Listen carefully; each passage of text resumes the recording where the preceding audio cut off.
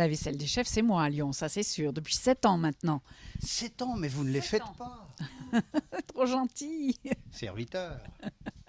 Oui, 7e édition cette année, édition magnifique. Ça y est, tout est presque prêt. Je sais un petit peu ce qu'il va y avoir et il va y avoir des grosses surprises. Voilà. Alors, quel est le concept de vaisselle de chef en fait? Parce que vaisselle, on comprend, chef, on comprend. Mais concrètement, vous faites quoi dans l'opération, Catherine? Alors concrètement, je propose au grand public d'acheter à des prix très très très sympathiques toute la vaisselle, tous les ustensiles de cuisine dont les grands chefs ne se servent plus. Donc, Mais peut-on dire que malgré tout, ce ne sont pas, comme l'on parle en lyonnais, des vieux rogatons? ah non, pas du tout. Là, je vous taquine. Rien n'est ébréché, tout est utilisable et voilà. Non, non. Même en Bresse, il n'y a pas de bréchet? Ah, Oh, pardon, vous disiez ébréché. il est extraordinaire. Je vais même jusqu'en Savoie cette année. Alors, peut-on parler de quelques chefs? Et puis on verra tout à l'heure, hein, parce que on est ici chez Arlette Hugon, chez Hugon, le bouchon avec un L majuscule à Lyon. Qu'avez-vous dans votre escarcelle pour cette année comme chef et comme objet magique?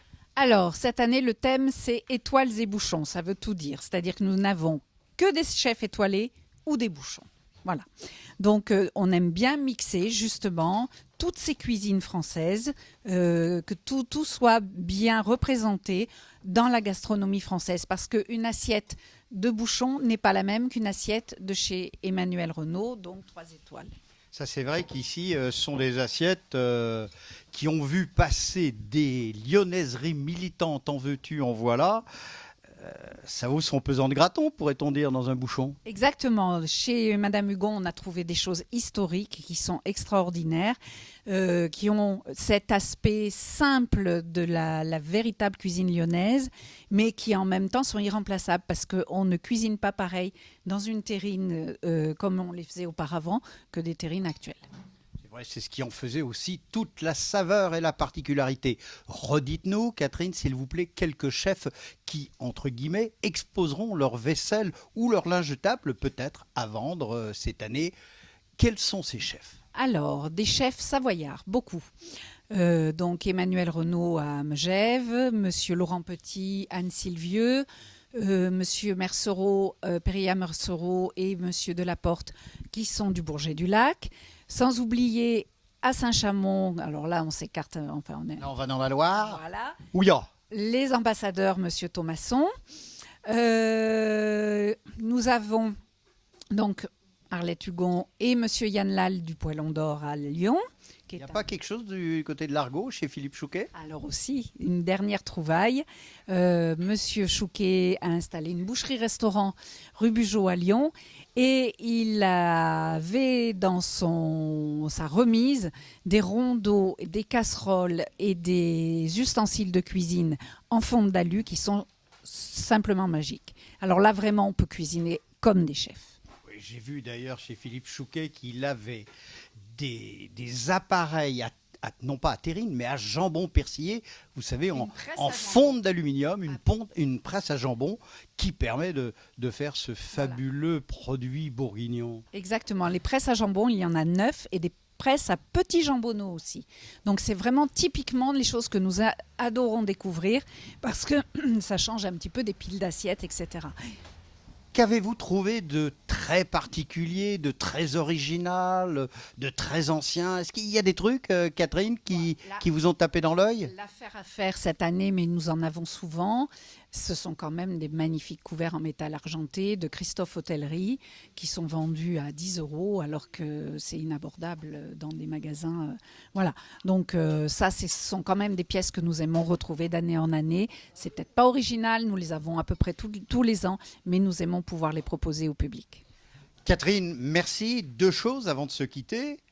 Parlez-nous du lieu, de la date, des horaires et des prix d'entrée s'il y en a pour Vaisselle de Chef édition 2015. Alors, l'édition 2015 a ceci de particulier, c'est la vaisselle des chefs s'est associée à un autre salon qui s'appelle le Miam, parce que beaucoup de personnes demandaient des démonstrations culinaires, des animations, etc.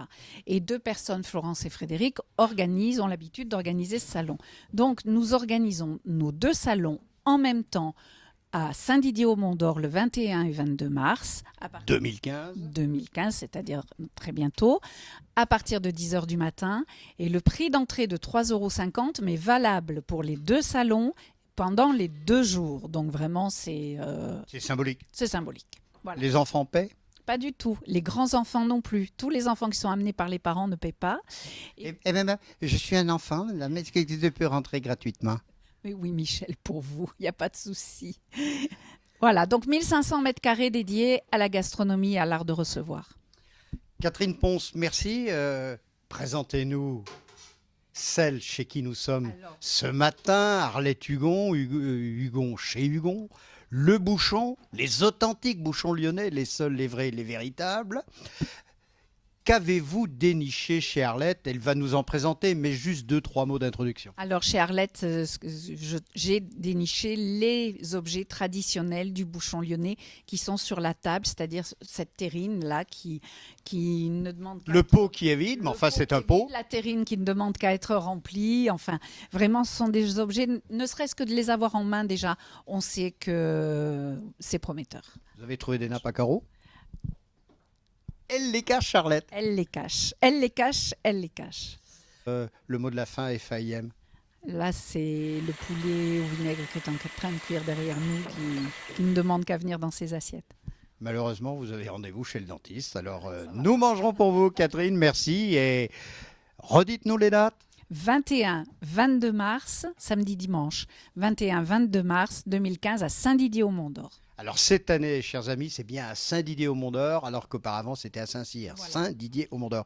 Justement, parce que nous organisons ces deux salons, nous avons eu besoin d'énormément de place. Donc nous avons trouvé cet espace à Saint-Didier-au-Mont-d'Or. Non, mais enfin, on peut faire une blanquette, on fait une petite quantité. Oui, non, mais je veux dire, c'est peut-être mieux pour nous le gâteau de foie qui est plus compliqué. C'est pas plus compliqué. Arlette Hugon, bonjour, on est chez vous, chez Hugon, hein. Le bouchon lyonnais, un des bouchons lyonnais, éponyme, avec un petit clin d'œil tout à fait amical pour celui qui, à vos côtés, pendant des années et des années, nous a régalé. Ça, je tenais particulièrement à faire ce petit clin d'œil. Vous êtes l'une des pourvoyeuses de Vaisselle des Chefs, Arlette. Oui, c'est avec plaisir que je vais participer à cette émission. Bon, j'ai quelques plats, des souvenirs, un peu des Barbets, un peu tout le monde, et du Sceau. Mais ça vous fait pas un petit peu regret de voir partir tout ça? Mais il y a aussi une question de place, de renouvellement. Voilà, c'est surtout ça, c'est surtout la place. J'en ai offert beaucoup à mes clients quand on avait repris pour avoir des souvenirs. C'était surtout la vaisselle, c'est dommage, des jolies assiettes de Madame Barbet qu'on avait beaucoup. Et tout le monde était parti avec une assiette. Vous avez amené ou vous amènerez à Vaisselle des Chefs beaucoup de vaisselle, des verres, des pots, des saladiers, lyonnaiseries, des terrines, des assiettes sans doute pour manger le poulet au vinaigre. Voilà, entre autres.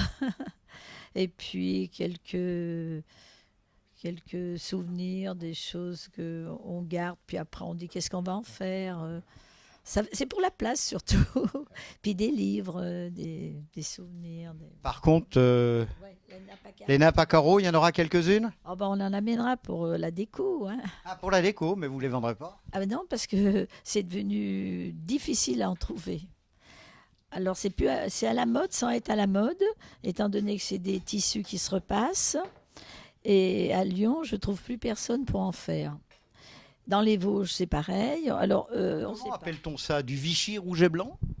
Double face, oui, Vichy rouge. Mais voilà, double face, parce qu'on peut mettre de chaque côté. Ouais. Mais le Vichy, il y en a peu chez vous. Hein. Ce sont surtout les pots. Les pots de Beaujolais, plutôt.